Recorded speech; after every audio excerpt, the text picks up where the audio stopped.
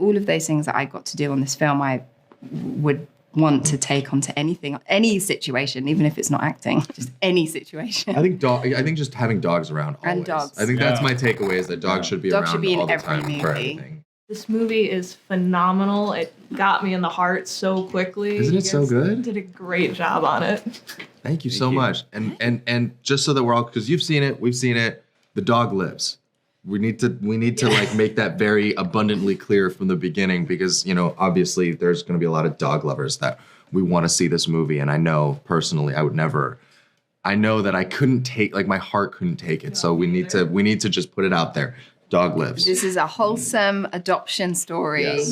Very adventure-filled adoption story. Adventure, positivity, happiness. Simu, you've played action-heavy roles in the past with characters like Shang-Chi. I'm curious how the training process for playing an adventure racer differed from that, and then how the stunt work with a dog was kind of different than what you've experienced before. Oh yeah, great question. Well, I think I think first and foremost, when you're dealing with a Marvel budget, you have something like 4 months or months of rehearsal, and you have the best stunt doubles, and not that we didn't, but like so many stunt people, just everyone there to kind of just support you. And not that we didn't feel it on this movie, but certainly didn't have a Marvel budget. And so it was a lot of like, I think we kind of all realized collectively very quickly, like it was going to be us. And guess what? Like, we're in the DR. We're not on a sound stage. Nothing is being like replicated. We're not doing green screen. It's like, no, we're in the jungle. And we wanted to make a movie about us in the jungle, doing the things that adventure racers would be doing. So we did have a month, which was a pretty solid amount of time. And we had Michael Lindnord, who, wrote the book and experienced, the adventure race with the real Arthur. And so he was just such an invaluable resource to us, both in like telling us his personal journey and also just sharing. He was very passionate about adventure racing as a sport and growing awareness for that sport. So he really like took us through, well, this is how like you would bike, and this is down to like where you would put your water, so that, adventure racers, like you can't lose any time, right? So it's like, shave your legs, save your water, like all the little, things of what you would have in your pack, those little tiny details. I mean, he was really great at fleshing those out for us, and really just making us like into these adventure racers as much as possible. And then Ali, you've worked with Mark Wahlberg on like action heavy movies with Lone Survivor before. How does he, especially with this, both an actor and producer, kind of help elevate the cast and crew and keep the motivation up on a difficult shoot like this? He was there for us. I think he was like really there, and he was like supportive for all of us, whatever we need. He was there for us. And Mark, as you mentioned, like we worked together. This is my second time with him, and he's been like always like that. He's super professional, and he's super funny at the same time, super and inspiring a lot. And the way he is working on himself, and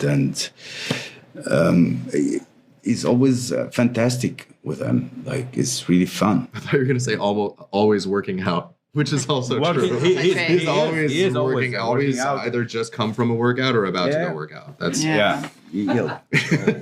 Nathalie, what from this experience would you like to take into future projects, like maybe the next Fast and Furious movie, which is very stunt heavy? Well, I think this movie was like nothing I'd ever done before in terms of the skills that it required.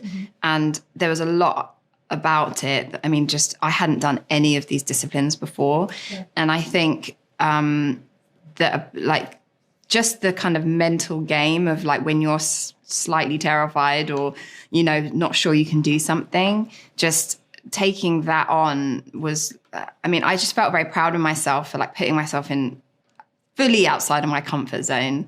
And I think just taking that on to the next thing, whether it's an action piece or not, it's just that idea of like when you're in a uncomfortable or new or like an alien situation that you can, apply yourself and keep trying. And I think we really got pushed to do that in this. And then also you're in like these amazing, quite tough locations as well, and having to then try and focus on the character and the scene and the emotions of it. And like that is a skill, like, because it's so easy to be distracted by the things around you and the situations you're in and like, you know, so I just, all of those things that I got to do on this film, I would want to take onto any situation, even if it's not acting, just any situation. I think just having dogs around always. And dogs. I think that's my takeaway, is that dogs should be around all the time for everything. I like that. I think that's the perfect way to wrap this. Thank you guys so much for taking the time to talk to me.